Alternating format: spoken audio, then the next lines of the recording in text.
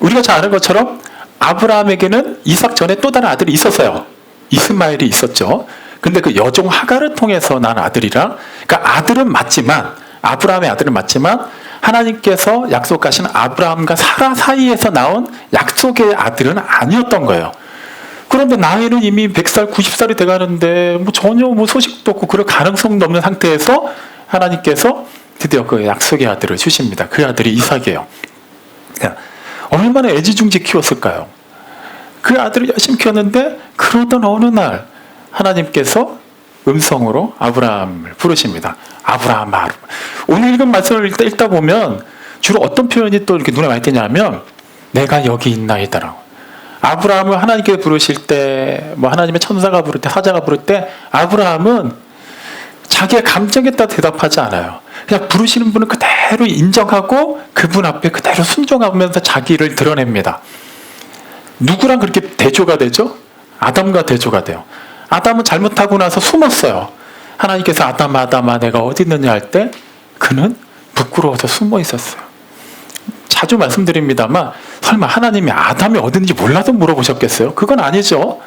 하나님께서 원하시는 것은 잘하면 잘한 대로, 잘못하면 잘못한 대로 하나님 아버지로 인정하고 그대로 그 앞에 나오라는 거예요.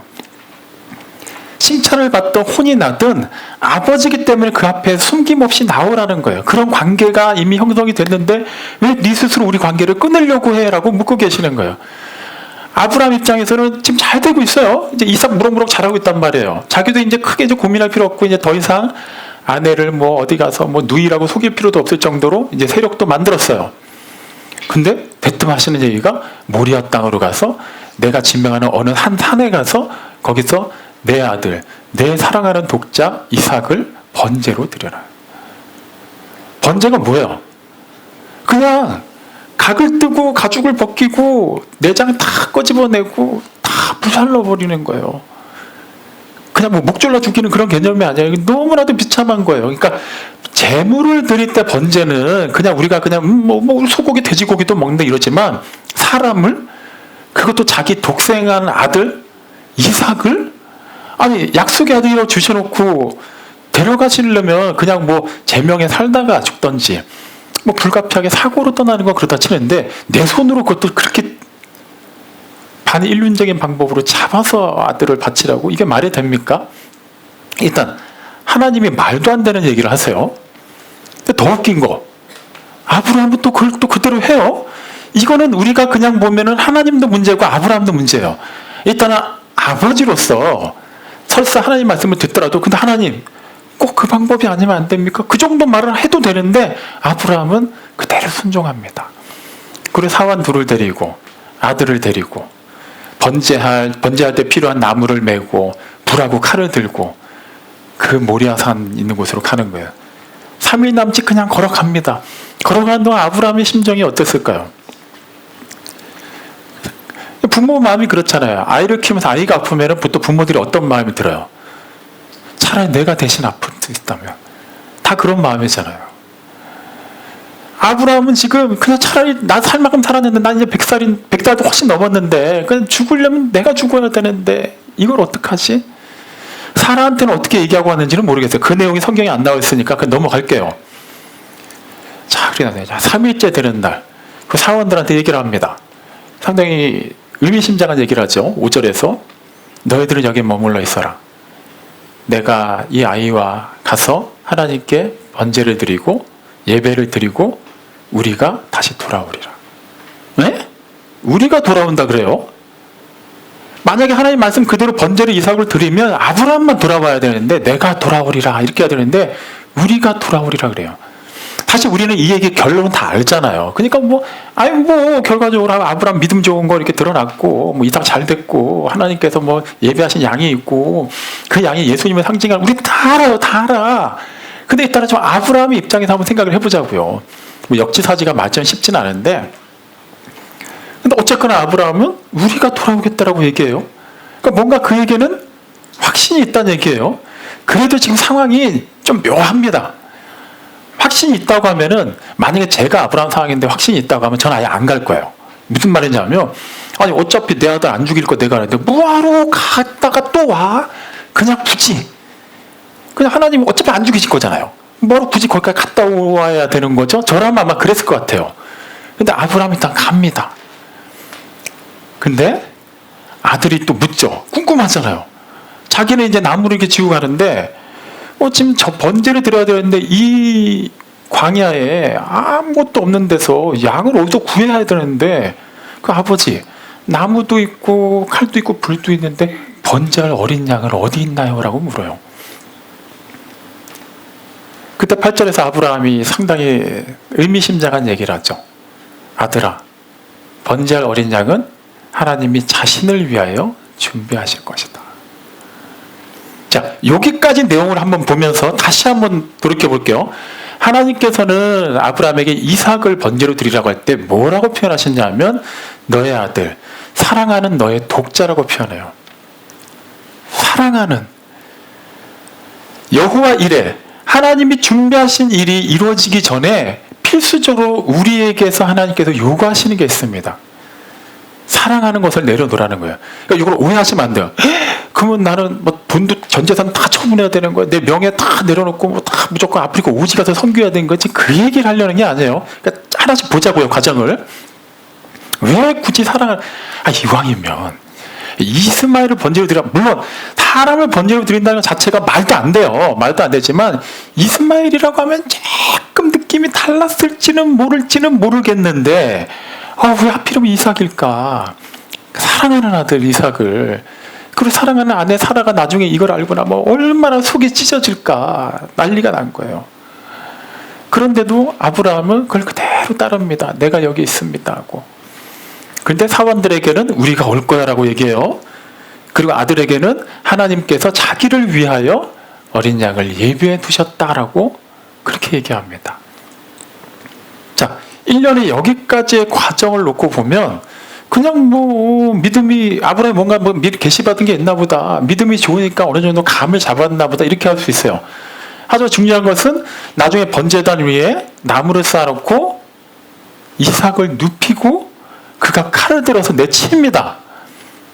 우리가 생각할 때는 어차피 아브라함이 뭔가를 알고 있었으니까 내치는 신용만 했을 것 같아요. 그렇게 하지 않았어요. 그는 내쳤다라고 표현해요. 진짜 내가 흉내만 내야지 이게 아니라 진짜 찌르고 있었다라는 거예요. 그때 하나님의 사자가 다급하게 아브라함의 이름을 2번이나 부릅니다. 아브라함아, 아브라함아. 그때도 아브라함 뭐라 그래요? 이제 나타난 거야 하지 않아요. 내가 여기 있나이다. 그는 준비가 된 거예요. 죽이든 살리든 어쨌거나 하나님이시기 때문에 그 말씀을 듣겠습니다. 속은 찢어지지만, 그랬더니 사자가 하는 말은 더 기가 막혀요. 이제 알겠다. 이제 너가 정말로 하나님을 경외하는 줄 알겠다. 그 아이를 죽이지 말라. 우와. 제가 이 내용을 그렇게 많이 읽었는데도 작년 여름에 이 부분에서 아주 화가 나가지고, 아니 하나님 굳이 경외하는 줄 아는 것을 그렇게 행위로 뭘 해야만 아시나요? 우리 하나님이 그걸 안 하면 모르실까요? 아니에요. 하나님은 우리의 모든 것을 다 감찰하시고 아시는 분이에요. 근데 굳이 진짜 아들을 찔러 죽이나 안 죽이나 보자, 그거를 보셔야만, 몰랐는데 이제서야 네가 나를 정말 두려워하는구나 이렇게 하신다면 저는 그런 하나님 안 믿습니다. 그렇게 뭔가 확연하게 눈으로 보이는 사인이 있어야만 되는 그런 걸 보고서야 마지못해 응답하시는 하나님이라면 저는 일단 그런 하나님은 안 믿을 거예요. 근데 적어도 성경에서 말하는 하나님은 그런 하나님이 아니더라는 거죠. 어떻게 계시되고 있냐면, 자, 요 상황까지만 보면은 우리는 도무지 하나님도 이해가 안 가, 그 사자도 이해가 안 가, 아브라함도 이해가 안 가, 또 이삭도 이해가 안 가. 얘는 이제 펄펄한 나이인데 자기 아버지가 자기 죽이려고 하는데 일단 아버지 이러시면 안 되지 이렇게 해도 되잖아요. 그런데 이삭은 그걸 그대로 받아들입니다. 어디도 뭐 반항을 했다라든가 그런 내용이 없어요. 그러니까 이게 참 중요한 게, 이삭은 어쨌거나 아버지를 통해서 하나님에 대해서 알고 있었던 거예요. 사실 우리가 자녀를 키우면서 우리 자녀들이 우리를 통해서 하나님을 제대로 본다는 것은 말처럼 쉽지가 않아요. 진짜 그렇죠. 와, 그거 정말 어렵습니다. 아까도 대회 때도 말씀드렸습니다만 교회에서는 뭐 아이고 뭐 할렐루야 아멘 오예 내 집에 가서 이 매수떨이 이게 우리의 솔직한 모습이거든요. 그 사람들은 예수입니다 그러는 건 누가 예수 믿겠냐고요. 물론 이제 뭐 그렇게까지는 안 하지만 우리가 정말 완전히 속으로 오픈하고 대할 수 있는 그런 관계일수록 더더욱 우리를 통해서 정작 우리한테 가장 가까이 있는 사람들이 하나님을 믿기가 더 어려울 수도 있습니다. 근데 아브라함은 정말 그 열국의 아버지라는 이름값을 하고 살았던 거예요. 그러니까 아들은 아버지를 통해서 알게 된 그 하나님을 신뢰했던 거예요. 만약에 그 아버지를 신뢰하지 못했다면 이거 뭐야 이 양반이 지금 이제 노망이 들었나 하면서 반항을 하거나 오히려 도망을 쳤을지도 몰라요. 일련의 이 모든 과정, 사랑하는 것을 먼저 포기하고 그리고 실제로 그 어떤 것을 내려놓아야만 하나님께 인정을 받을 수밖에 없는 그 상황 속에서 하나님께서 아브라함을 급히 막으시고 결과적으로는 이삭을 대신할 숯불에 걸려있는 숫양을 번제로 잡아서 드리게 하십니다. 자, 1년 이 과정을 다 봤어요. 그러면 저만 열이 받았나요? 저는 여전히 그때도 해결이 안 됐어요. 이 스토리 내가 알고 있는데 좀 짜증이 났어요. 하나님 꼭 이런 식으로 이제 좀 하지 마세요. 제발 좀. 성경에 나와 있는 일들은 그렇다고 칠게요. 앞으로는 좀 그러지 않으셨으면 좋겠어요. 물론 제 생각이나 제 그런 투정은 완전히 잘못된 겁니다만 그때는 뭔가 이상하게 화가 났습니다. 저도 어쩔 수 없이 뭐 정말 하나님이 계시기 때문에 정말 좀 이렇게 좀 순적하게 좀 잘 이렇게 고민 없이 이렇게 좀 잘 가게 해주세요라는 그런 속 좁은 생각을 하던 때였거든요. 근데 여러분, 그 숯불에 걸린 숫양을 이제 한번 볼게요. 아니, 사람 생각하다가 뭐 갑자기 그 이름 모를 그 양, 그 어린 양을 뭐하러 생각해? 야, 어쨌거나 이삭을 대신할 번제는 있어요. 그러면 이 애꿎은 숫양, 이 어린 양을 대신할 뭐는 있어요, 없어요? 없어요. 얘는 그냥 죽는 거야. 실제 죽었고. 그러니까 물론 우리가 막 그렇게까지 감정이입해서 막 의인화할 필요는 없지만 이 입장에서는 기가 막힌 거예요. 왜 숯불에 걸렸는지 모르겠는데 그냥 하늘에서 뿅 떨어지진 않았겠죠. 어쨌거나 지도 뭐 열심히 다니다가 뭘 하다가 뭐 걸렸는데 안 풀려서 매 하고 있는데 갑자기 왜 노인이 오더니 어이구 내 아들을 대신할 번제 이러면서 그냥 잡았구만. 얼마나 어이가 없겠어요. 그런데 우리가 계속해서 지난주 이번 주에 살펴보는 것, 예수님을 세례 요한이 지목해서 얘기할 때 뭐라고 얘기하죠? 세상 죄를 지고 가는 하나님의 어린 양이다라고 얘기해요. 다시 말하면 그 숯불에 걸리는 어린 양으로 말미암아 이삭이 살 수 있게 됐어요. 만약에 그 어린 양이 없었다면 이삭은 그냥 하나님이 번제로 들어가 있으니까 그냥 드려야 되는 거예요. 하나님께서 예비하셨단 말이에요. 그리고 그 어린 양은 무엇을 가리키는 그림자여 표상이냐 하면 바로 우리 주 예수님이 되시는 거예요. 예수님께서 십자가에 달려 돌아가실 때 너무 괴로우니까 그 십자가에서 많은 7가지 대표적인 말씀하시는데 그 중에 너무 괴로워서 하신 얘기가 뭐예요? 엘리 엘리 라마 사박다니. 이는 번역하면 나의 하나님 어찌하여 나를 버리시나이까. 얼마나 아프고 괴롭고 수치스러우면 그렇게까지 예수님이 얘기를 하셨어야만 했겠어요. 근데 그때 하나님은 침묵하셨어요. 오히려 사람들의 조롱과 침뱉음과 비웃음은 더 커져갔지만 하나님은 철저하게 침묵하셨고 예수님은 그 상황에서 목마르다고 외치시면서 아무 힘이 없이 죽어가셔야만 했습니다. 왜 그렇게까지 하셔야 했죠? 그분만이 대신할 수 있었던 거예요. 그렇기 때문에 그 사명을 오죽하면 그 전날 뭐라고까지 기도하세요? 하실 수만 있다면 이 잔을 내게서 옮겨주십시오. 에이, 예수님이 어차피 그 일하러 오셨는데 그리고 또 하나님인데 그 정도 안 아픈 척하고 그냥 계셔도 되잖아요. 아니요, 그분은 하나님이시면서도 인간의 몸을 입고 오셨기 때문에 그 극한의 고통과 괴로움과 여러 가지 일들은 그분은 똑같이 우리와 같이 담당하셨어야만 했어요. 왜 이제 와서 약한 소리 하실까? 예수님이 믿음이 연약해져서 갑자기 하나님의 신성을 다 잃어버린 채 막 죽는 게 두려워서 그렇게 얘기하신 게 아니에요. 그분은 모든 것을 우리를 앞서서 예비하시고 알려주셨습니다. 그분조차도 그 힘들고 연약한 상황에서 피하고 싶은 마음이 있다는 것을 우리에게 솔직하게 고백을 하세요. 우리한테 완전한 걸 요구하지 않으시겠다라는 거예요. 우리 자꾸 뭔가 완전해지려고 해요. 그래서 뭔가 이왕 신앙생활하는 건 이왕 이렇게 해야지. 이렇게 안 할 거면 안 하고 말어. 그거는. 그러다 보니까 문제가 뭐야? 안 하고들 말고 계시는 거예요. 예. 그러니까 하나님께서 원하시는 거는 그냥 장로니까 이 정도, 집사니까 이 정도 그런 거 없어요. 각자 주어진 그걸 그냥 하는 거예요. 어떤 사람들은 예수님의 그 놀라운 말씀을 들으러 가서 자기 도시락 까먹고 그냥 끝나는 거지만, 어떤 아이는 자기 도시락인 그 떡 5개와 물고기 2마리를 예수님 앞에 안드레 손에 이끌려서 나와서 드리는 거예요. 그럼 다른 사람들 보고 야 얘도 이렇게 내는데 왜 안 내라고 얘기하지 않으셨어요. 예수님은 그냥 그 믿음대로 낸 그 아이의 그 나눔을 통해서 하나님의 일을 하십니다. 여러분을 통해서도 마찬가지예요. 제가 이제 올 초에 보성고 쪽에 어떤 분이 오랜만에 저한테 전화 주셨어요. 근데 처음에는 약간 장난투로 이렇게 얘기하시는 거예요. 아유 그래도 사역 재밌죠? 근데 왜 이게 장난투였냐 하면 그분의 의도가 이거였어요. 예, 재밌습니다. 예, 그렇겠지. 청년들 다 데려갔으면서. 그러니까 소문이 그렇게 났다는 거예요. 제가 청년들을 다 데려가서 청년부로 와해시켰다. 그래서 그때마다 이제 청년이 2명이 있을 때였습니다. 근데 제가 뭐라고 대답했을까요? 청년 2명밖에 없는데 이렇게 얘기 안 했어요. 맞아요. 저희 교회는 청년들이 많습니다. 보통 이렇게 하면 감동들 받으셔야 하잖아. 그럼 송 목사가 우리를 청년으로 봤어. 막 이러면서. 물론 육신의 나이로는 우리가 뭐 평균 연령이 높다 낮다라고 얘기할 수 있어요.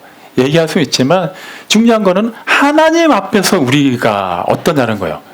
제 입장에서 상당수의 분들은 저보다 어른이세요. 제 입장에서는. 하지만 하나님 앞에서 우리가 함께 예배드리는 우리는 어떠냐는 거죠. 그게 중요한 거예요. 오늘 오후 예배 찬양 같은 경우는 상대적으로 어른들 입장에서 조금 빠를 수도 있고 조금 생소할 수도 있습니다. 그러다 보면 아마 어른들 입장에서 이렇게 요청할 수 있어요. 그냥 옛날 찬송가나 옛날 복음성가 뭐 이런 것 좀 많이 했으면 좋겠어. 그 문제 없어요. 하지만 그런 것부터가 우리가 좀 이렇게 내려놓을 필요가 있습니다. 좀 난 나이가 있으니까 좀 예전 거, 뭐 요즘 거는 젊은 사람들. 그거는 그냥 우리가 정하는 기준이에요. 하나님께 찬송 드리고 찬양하는 건 똑같습니다. 젊은 청년들이 모였다고 해서 무조건 최신곡을 불러야 되는 것도 아니고, 어른들이 모였다고 해서 늘 예전 템포에 여유 있는 곡만을 불러야 되는 법은 없어요. 우리는 하나님께 예배 드리기 때문이에요. 그냥 하는 데까지 해보는 거죠. 아브라함도 하는 데까지 한 거예요. 우리는 그냥 막연하게 생각합니다. 아브라함은 다 알고 있었잖아. 뭐 히브리서의 나중에 내용을 보면 능히 하나님께서 살리실 줄 알고 있었으니까 그렇게 했대잖아 라고 얘기는 하지만, 중요한 것은 아브라함은 하나님께서 능히 살리시는 것을 알기도 했음에도 불구하고 그것도 다 상관없이 하나님이 하라는 대로 그냥 한 거예요. 하면은 뭐 주실 건데요? 아니면은 말만 그렇게 하지 결과 안 하실 거죠? 이거는 중요한 게 아니라고요. 우리는 결과를 알고 보니까 그렇게 해석을 하는 거지, 아브라함 입장에서는 그게 아닙니다. 아니 그냥 아들 따위고 사랑하는 아들을 번제로 드리라는데 말이라도 거기서 네 하고 할 수 있는 제정신 박힌 아버지가 어딨냐고요. 하나님이니까 한 거예요. 자, 그럼 여기서 우리에게 또 문제가 생겨요. 아니 그러면 하나님께서 말씀하시는 건 다 하긴 해야 되는데 어쨌거나 갑자기 나한테 너무 힘든 거 시키면 어떡하지? 걱정하지 마세요. 하나님이 우리를 아버지로서 자녀로 대해주시잖아요. 자, 자녀들을 키워보신 분들이에요. 자녀들한테 뭘 시킬 때 개수준을 막 뛰어넘는 걸 늘 시키셨어요. 어려서부터. 막 태어났는데 또 또라이 생겼는데 너 내일부터 미분하고 적분 공부해라. 걔는 막 응애 밖에 못하는 애한테 그런 부모 있어요? 없어요. 걔는 그냥 젖 먹이고 똥 싸면 기저귀 갈아주고 하는 거예요. 이제 아장아장 걸어가는 애한테 야 너 우사인 볼트 되라, 나 100m 9초대, 아무도 없어요. 그냥 넘어지자고 걷는 것만 해도 막 격려를 해줍니다. 하지만 20살 먹은 아들이 걷는데 옆에서 격려해주는 엄마 있어요? 어이구 내 새끼 잘 걷네 이러면 아니에요. 그때는 또 그 수준에 맞게 요구하는 건 마찬가지예요. 하나님께서 우리를 이곳으로 보내셨을 때, 그리고 각자의 삶의 현장에서 살아내게 하실 때도, 오늘 눈을 떴더니 또 오늘이 시작됐네. 오늘 주일이니까 교회 가야 되고, 또 오늘 눈 떴더니 월요일이네. 또 한 주 동안에 또 그 지긋지긋한 직장 생활을 5일 동안 해야 되네. 우리한테는 그렇게 될 수 있지만, 하나님 기준에서는 하나님의 그 영원한 시간 속에서 의미를 부여해서 우리 한 사람 한 사람에게 새로운 삶을 주신 날이 되는 거예요. 아브라함에게도 그것이 중요했던 겁니다. 그렇기 때문에 아브라함이 이렇게 얘기할 수 있었던 거예요. 8절에 나온 것처럼 하나님 어린 양은 하나님이 자신을 위해서 준비하신다는 거예요. 우리는 살면 살수록 영원히 살 수 있나요? 아니에요. 좀 기분 나쁘게 듣지 마세요. 살면 살수록 우리는 어디를 향해서 치닫습니까? 죽음을 향해서 치닫습니다. 몸에 좋은 거를 더 많이 먹으면 몸에 좋은 걸 더 많이 먹은 상태로 죽음을 향해 치닫는 겁니다. 돈을 많이 벌었고 좀 더 편안한 안락의자에 무슨 뒤로 젖혀지고 머리부터 발끝까지 막 주물러주는 안마의자에 앉아있으면 그 상태로 죽음을 향해서 치닫는 거예요. 결과는 똑같아요. 과정에서 어떻게 가느냐의 차이일 뿐입니다.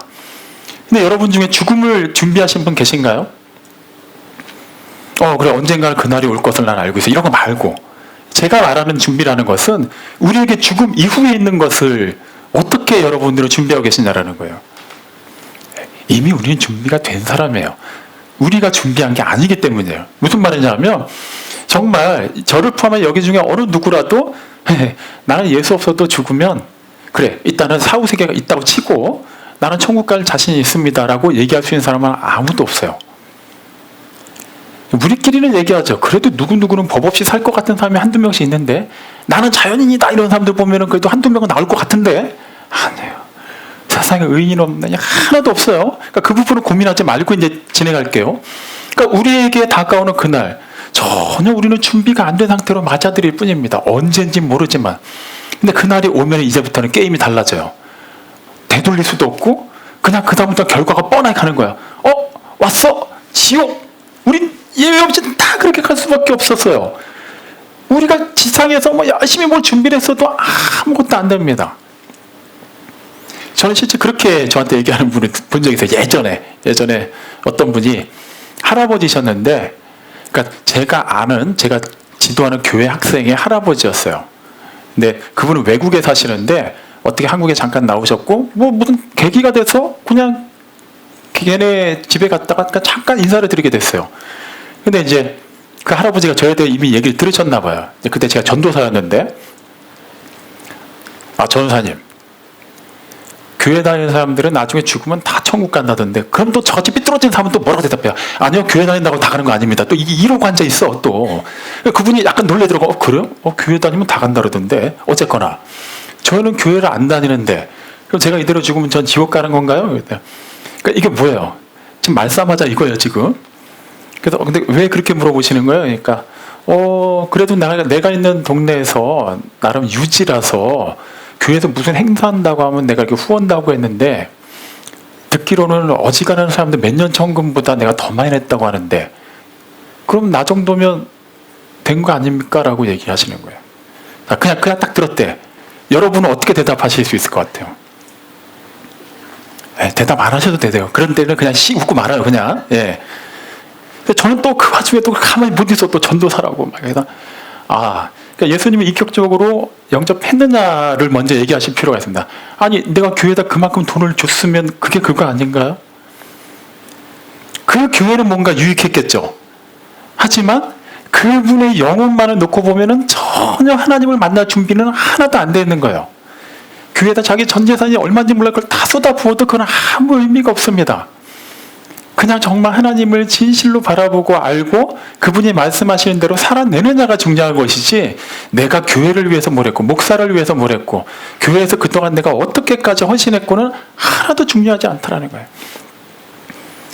하나님께서도 아브라함의 그 행위를 보셨어요. 정말 사랑하는 아들을 아끼지 않고. 근데 이 모든 과정에서 결과적으로 하나님께서 아브라함을 통해서 우리에게 알려주시는 게 과연 무엇이었냐면, 제가 그 부분에서 하나님 앞에 다시 무릎을 꿇게 되었습니다. 제 자신의 그 처절하고 못난 모습을 다시 한번 회개할 수 있게 됐어요. 우리는 여호와 이레 하면은 아까 처음에 말씀드린 것처럼 뭔가 예비하셨다. 좋은 일이 벌어질 거야. 근데 좋은 일이 언제 벌어지는 건지 모르지. 언젠가 벌어져야 되는데 도대체 언제 벌어지는 것인지 계속 이러고 살고 있다가 내가 원하는 일이 생기면은 좋은 일이 일어난 거예요. 그럼 하나님이 예비하신 거예요. 근데 뭔가 생기긴 생겼는데 내가 원하지 않는 일이 일어날 때는 이거는 아닌 거예요. 그래서 하나님 이거 잠깐 뭐 실수하신 것 같은데 막 이렇게 돼가는 거죠. 하나님께서 굳이 그렇게까지 이삭을 번제로 바치라고 하신 이유가 뭐였을까요? 결과적으로는 여기서 우리가 정확하게 느낌표를 찍지 못하면 여호와 이레는 우리에게 전형적인 기복주의의 한 신으로 끝나고 마는 겁니다. 그래, 나를 위해 뭔가 잘해주시는 분. 이제는 나를 위해서 뭔가 예비하신 하나님을 여호와 이레라고 말하지 마십시오. 그건 진짜 하나님은 모르는 사람들이 하는 얘기예요. 아브라함이 한 그 고백을 다시 한번 보십시오. 하나님이 자기를 위하여. 하나님이 우리 아버지가 되셨어요. 아버지가 자기를 위하여 준비하셨다는 건 그 준비된 것을 결과적으로는 누가 같이 누립니까?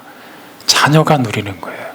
그러니까 아버지는 뼈빠지게 고생하고 자녀가 다 누린다는 얘기가 아니라 아버지와 자녀의 관계이기 때문에 그것을 이루기는 아버지가 이루지만 그것을 함께 누린다는 거예요.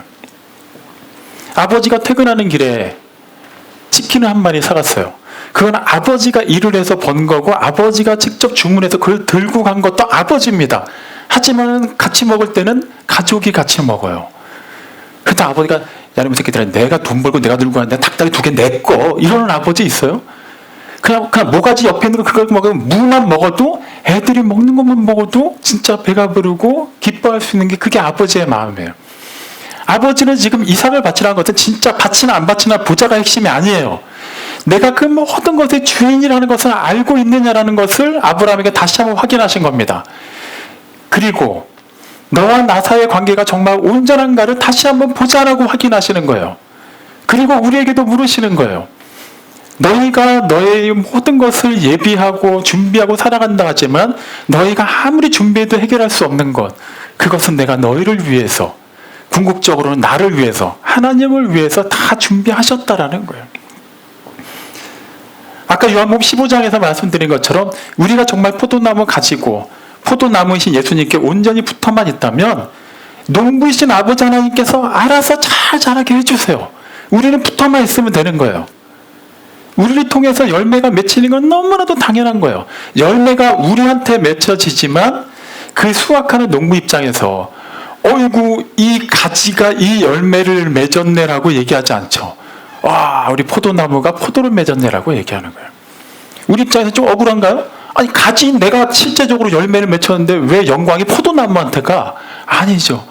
그 포도나무가 건강하기 때문에 포도나무가 온전하게 영양분을 흡수해서 그것을 전달해 줬기 때문에 나한테서 나는 것이지 가지 스스로가 잘나서 열매를 맺은 게 아니라는 거예요. 오늘 이 자리에 살아서 이 자리에 앉아 있는 것도 그냥 그래도 개척교회 그래도 오후 예배 갈수록 사람도 줄어들고 있는데 왜 내 본심을 얘기하고 있냐? 여하튼 나라도 자리 지키고 앉아 있어야지. 이래서 온 것일지라도 그 마음 또한 하나님이 주신 거예요. 그렇다고 해서 안 온 분들이 하나님의 마음도 모르고 저런 이러지 마시고 그냥 같이 드려 이러면 되는 거예요. 예, 여하튼 하나님께서는 여호와 이레 내가 준비하는 하나님이다라고 우리에게 말씀하실 때 우리로 하여금 그거 하나만 알게 하실 뿐입니다. 야 걱정하지 마. 내가 다 채워줄게. 이런 정말 원초적이고 수준 낮은 얘기를 하려고 하시는 것이 아니라 모든 것은 내가 관할하고 있어. 그리고 잊지 마. 너는 그런 나의 아들이자 딸이란다라고 얘기하시는 거예요. 그게 여호와 일의 핵심이 되는 거예요. 나를 위해서 보내주실 거예요. 지금 이거 계단이 많고 거의 통곡의 벽 수준인데 우리 좀 더 좋은 예배당 어디 예배해 놓으신 거예요. 그거는 우리 기준이에요. 하나님께서 어느 날 갑자기 다 필요 없어. 저기 공원에 가서 텐트 치고 예배드려. 그러면 하는 거예요. 아니, 물론. 그래도 하나님이 막 그렇게 하신다, 안 하신다, 이거는 그냥 이렇게 예를 든 거고, 우리 입장에서는 정말 하나님의 그 온전하신 뜻을 잘 이해만 하고 있다면 그대로 살아내게 돼요. 얘기를 마치겠습니다. 이거 전에 한번 이거 문제 낸 적이 있었나요? 홍도야 울지 마라. 그 세 글자로 하면 뭔지 아시죠? 그거는 보통 아세요. 뭐예요? 홍도 뚝이죠? 예. 그럼 두 글자는? 두 글자. 홍도. 네. 그럼 한 글자. 아니. 뭐 뚝뚝 뭐 했는데 더 더 임팩트 있는 한 글자가 있어요. 표정과 같이 살아야 돼. 무슨 말이냐 하면 굳이 말을 구구절절히 하지 않아도 그 말하는 사람의 의도를 알고 들으면 우리는 그냥 이 한마디에도 반응을 할 수가 있다는 거예요. 우리는 자꾸 하나님한테 정확하게 알려주세요. 육하 원칙에 의거하고 내 상식으로 정확히 이해할 수 있게 응답해 주세요. 그건 우리 생각이에요. 하나님이 물론 그렇게 못하시는 하나님은 아닙니다. 하지만 하나님은 우리에게 알려주시길 원하세요. 그러니까 내가 이거 할 거야, 이거 못하게 할 거야, 이거를 알려주신다는 것이 아니라 내가 너희 아버지라고, 이 모든 것을 창조하고 주관하는 내가 너희를 자녀 삼았다고 이 얘기를 계속해서 알려주시는 거예요. 그 맥락에서 그분을 위해서 준비하셨지만 결국엔 그분을 위해서 준비하신 것으로 말미암아 아브라함과 이삭이 복을 받게 됩니다. 누리게 됩니다. 우리도 마찬가지예요. 하나님께서는 하나님을 위해서 우리를 예비하셨어요. 이 믿음의 공동체를 예비하셨어요. 이 터전도 예비하셨고 여러분의 가정도 예비하셨어요. 만나는 모든 관계도 예비하셨습니다. 내가 어쩌다 저 왼수 같은 인간이랑 같이 결혼해갖고 그 왼수도 예비하신 거예요. 우리 입장에서 왼수지만 하나님이 다 이유가 있어서 만나게 했어요. 그래서 또 그런 자녀들이 있게 하신 거예요. 또 그런 상황이 있었기 때문에 비슷한 상황에 있는 사람들을 위로할 수도 있고 같이 공감해 줄 수도 있는 거예요. 아, 이왕이면 그냥 부자로 건강하게 살면서 그런 사람들끼리만 이해했으면 좋겠어. 그건 우리 생각이에요. 하나님은 다 할 수 있는 사람들에게 그 일들을 맡기십니다. 만약에 여러분에게 뭔가 좀 더 해결되지 않는 문제, 스트레스, 뭔가 대인관계에서 어려움이 있다면 그것을 막연하게 나의 성격 문제고 내가 가난한 집에 태어나도 그렇고 그때 실수한 것 때문에 그렇고 이렇게만 탓하지 마세요. 물론 인간의 실수도 있을 수는 있습니다만 그 과정 또한 살아내게 하시는 것이 분명 하나님의 뜻이 있기 때문에 분명히 내가 잘못해서 그래가 아니라 그래, 이 과정 또한 하나님의 뜻 안에서 하나님께서 모든 것을 주관하신다는 것을 알게 하시는구나. 그리고 이 상황에 나를 그대로 두신다는 것은 이 상황을 극복할 수 있는 믿음을 주시는구나라고 하나님께 감사하십시오. 여호와 일의 하나님은 우리에게 처해져 있는 그 상황을 극복할 수 있는 믿음을 주시는 하나님이세요. 이제 막연하게 뭔가 잘 될 것이야, 그 잘 될 만한 뭔가가 있는데 내가 아직 그걸 못 찾았어 라고 생각만 하지 마시고 지금 이미 하나하나 하나님께서 예비하신 것을 누리고 찾고 그것을 실제적으로 체험하고 아름답게 증거하는 모두가 되시기를 바랍니다. 함께 기도하십니다. 하나님 아버지 은혜를 감사합니다. 여호와 이레, 우리에게는 그 이름이 너무나도 좋고 뭔가 우리를 위해서 놀라운 일을 준비하시고 행하실 것이 기대가 됩니다. 그런데 우리 마음 같지가 않아서 때로는 하나님께 불평하기도 하고 원망하기도 하고 답답한 마음도 들고 조바심도 생깁니다. 하지만 하나님, 우리는 알았습니다. 우리가 세우는 그 기준대로 이루어져야만 우리는 여호와 이레 하나님을 찬양했습니다. 하나님 자신을 위하여 준비하신 걸 생각하지 못하고 하나님의 의지와 하나님의 선한 목적은 우리는 전혀 상관없이 우리가 바라는 그것이 이루어지기만을 기도하며 그 일을 위해서 만들어진 새로운 신을 우리는 붙잡고서 그 신에게 여호와 이레라는 이름표를 붙여주었음을 고백합니다. 하나님, 당장 나에게 주어진 이 상황이, 그 만남이, 그 사람이 해결해야 되는 그 문제들이 하나님 또한 다 준비하셨고 하나님을 위하여 가장 선한 방법으로 이끌어 가심을 믿습니다. 다만 우리에게 요구하시는 것, 하나님의 뜻대로 살고 있으며 그 뜻을 온전히 신뢰하는가를 물어보실 때 더 이상 우리가 주저하거나 고민하지 않고 기쁨과 감사함으로 아멘으로 화답할 수 있는 그런 하나님의 사람들로서 세워지게 도와주십시오. 부에마 우리 교회, 하나님께서 그 주님을 위해서 스스로 예비하시고 그 모든 모임과 관계 속에서 역사해 주심을 믿기에 감사드립니다. 우리 스스로 어떻게 평가하는 것이 중요한 것이 아니라 우리 모일 때 주의 성령께서 임하시고 다스리시며 하늘나라의 그 놀라우신 역사가 온전하게 드러나게 도와주십시오. 이번 한 주간의 삶 속에서도 각자의 삶의 지경을 아름답게 넓혀가며 그 서여져 있는 세상 끝에서 기쁨으로 감사함으로 하나님을 증거하는 그런 모든 주님의 복의 통로 되게 도와주십시오. 이제는 우리 주 예수 그리스도의 은혜와 아버지 하나님의 크신 사랑과 성령님의 교통하심이 하나님 당신을 위해 준비하신 그 놀라우신 시간 속에 우리를 불러주시고 세워주신 것에 감사하며 감격하며 살기를 원하는 이 자리에 머릿속의 모든 성도들 위해 이제로부터 영원토록 함께 하시기를 간절히 축원합니다. 아멘.